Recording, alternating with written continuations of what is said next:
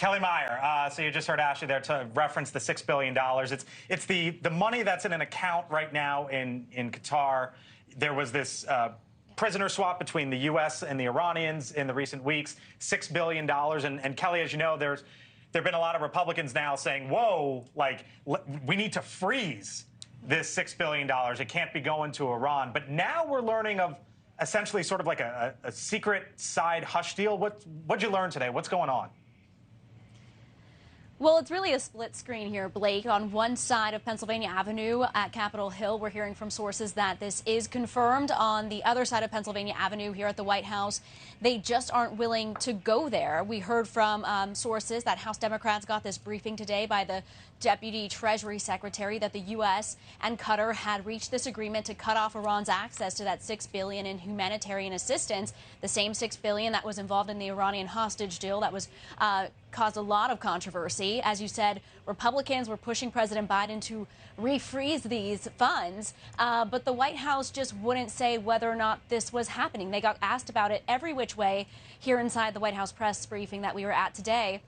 And John Kirby, the White House spokesperson, was saying that money hasn't left Qatar's bank, that money can still be frozen again, but wouldn't say whether or not it was. And he was asked, hasn't this policy changed, or is it something that's been changing over the last 24 hours and you just don't want to say? And John Kirby said, bingo, the latter. So they just aren't willing to go there.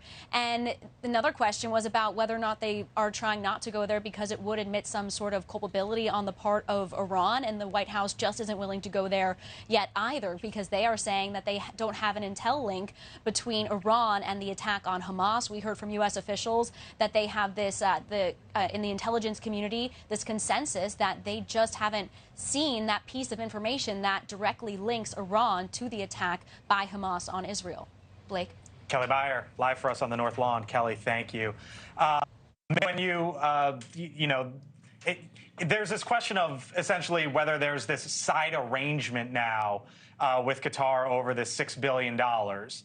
And I just start wondering, man, when you start doing side hush deals, that just sort of goes down a dangerous road. And it fits the pattern that we heard from within the White House today, that they're just not willing to talk about or to touch anything at this moment that deals with Iran. Yeah. Hey, the world is a complicated place, and the Middle East is a complicated place, and there's a bunch of different moving pieces and parts. And I've got sympathy for the White House right now, what they're going through, because they're in a pinch. If exactly what you say, if they let the money go, they get blamed. If they don't let the money go, then what does that mean? So it's a tough position. Here's the end of the day, and this ties into the previous discussion you all just had. Words seem to matter a lot. It's what we do for a living. We make our living talking, right? In the international arena, actions are what count. You can say all you want to about red lines. You say what you want to about you might or might not do. It's actions that count. Talk is cheap, and we're going to judge the Biden administration over the last 72 hours and over the next 6 weeks on this by how they act a lot more than by what they say. So let's continue to watch what they do. They seem to be doing the right thing so far. Hence what I was saying. There's the rhetoric and then there's the actions, as you say. Johanna, this $6 billion, there's been a lot of discussion over it. Well, and I am very happy that we have our hostages home from Iran at this moment, and not a dime has been spent of that money. They are undoubtedly using it as leverage. And every time a reporter asks them to say, yes, they're going to freeze it, or no, they're not going to do this, if they're trying to get the Iranians to get Hamas to release hostages, this is what they've got. And everybody keeps asking about him, putting them in an awkward position. Unfortunately, of course, we don't have our hostages. We only have the hostages Iran was holding, not the ones Hamas The Iran hostages. These, yes, they've been held for a very long time. No, understood. My biggest worry is this past 72 hours, this is the easiest week. This only gets harder from here.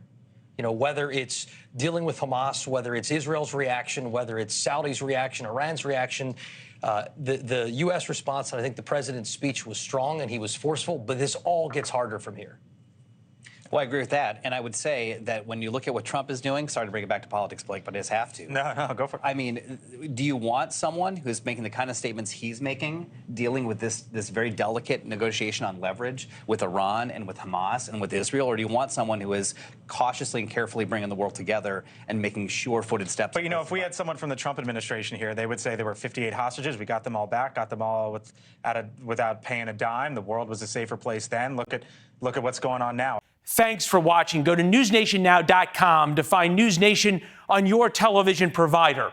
And don't forget to subscribe. Click the red button to get more of News Nation's fact-driven, unbiased coverage.